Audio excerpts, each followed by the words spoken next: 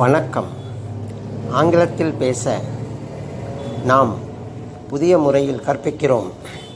எளிதாக கற்றுக்கொள்ள முடியும். நீங்கள் ஆங்கிலத்தில் பேச ஆரம்பிக்கும் வரை எங்களின் வீடியோக்களை மட்டும் பாருங்கள்.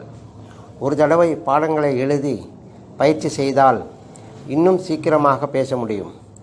எங்கள் பயிற்சியின் சிறப்பே இன்று நீங்கள் கற்கும் தலைப்பில் இன்றே பேச முடியும். ஆங்கிலத்தில் பேச 2 தலைப்புகள் இருக்கின்றன. ஒன்று நவுன், அட்ஜெக்டிவ், அட்வர்ப் வார்த்தைகளை பயன்படுத்தி பேசுவது. இதற்கு சி நியூ வேயை பயன்படுத்த வேண்டும். இதில் நிகழ்காலம், கடந்த காலம் மற்றும் எதிர்கால பேச்சுகள் இருக்கின்றன. குறிப்பு: V1 ING மற்றும் இன்ஃபினிட்டிவ் வார்த்தைகளையும் இந்த தலைப்பில் தான் பயன்படுத்த வேண்டும். 2 வர்பு பயன்படுத்தி பேசுவது. இதற்கு V1 V2 நியூ வே மற்றும் V3 நியூ வேயை பயன்படுத்த வேண்டும். இதிலும் நிகழ்காலம், கடந்த காலம் மற்றும் எதிர்கால பேச்சுகள் இருக்கின்றன.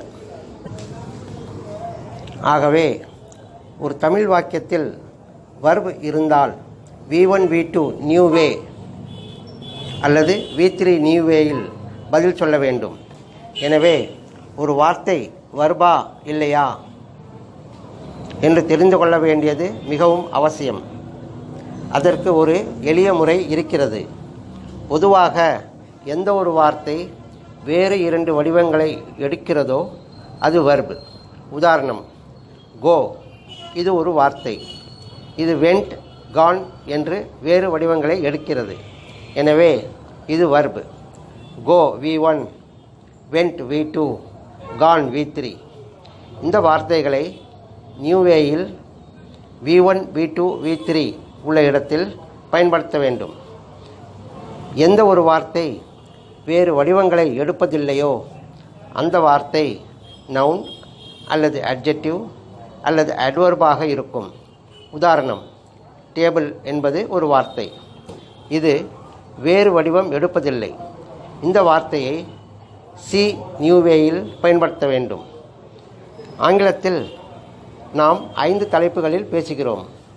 1 கட்டளை பேச்சுகள், 2 சாதாரண வேண்டுகோள் பேச்சுகள், 3 பணிவான வேண்டுகோள் பேச்சுகள், 4 சி நியூ வேயில் பேச்சுகள், 5 V1 V2 V3 நியூ வேயில் பேச்சுகள். இந்த 5 தலைப்புகளின் உபயோக வாக்கியங்களின் தொடக்கங்கள் எங்களின் spoken English all in one ஷீட்டில் இருக்கின்றன.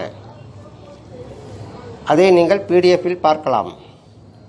நியூ வேயில் subject SUB, QW question word. மேலும் அதில் 5 வரிகள் இருக்கின்றன. நாம் அன்றாடம் பயன்படுத்தும் வாக்கியத்தின் வகைகள்தான் அவைகள். 1 சாதாரண வாக்கியம், 2 எதிர்மறை வாக்கியம், 3 கேள்வி வாக்கியம், 4 எதிர்மறை கேள்வி வாக்கியம், 5 கேள்வி வார்த்தை வாக்கியம். ஒரு தமிழ் வாக்கியத்தை ஆங்கிலத்தில் சொல்ல முதலில் அது எந்த தலைப்பு பேச்சில் இருக்கிறது என்று கவனித்து அதில் பதில் சொல்ல வேண்டும். இப்பொழுது உதாரணங்களை பார்க்கலாம். நான் உடற்பயிற்சி செய்கிறேன். Subject plus V1. I do exercise. அவன் உடற்பயிற்சி செய்கிறான். Subject plus V1 plus S. He does exercise. நான் உடற்பயிற்சி செய்தேன். Subject plus V2. I did exercise. நான் உடற்பயிற்சி செய்வேன். Subject plus will plus V1. I will do exercise. நான் உள்ளே இருக்கிறேன். I am plus C. I am in. நாம் உள்ளே இருக்கிறோம்.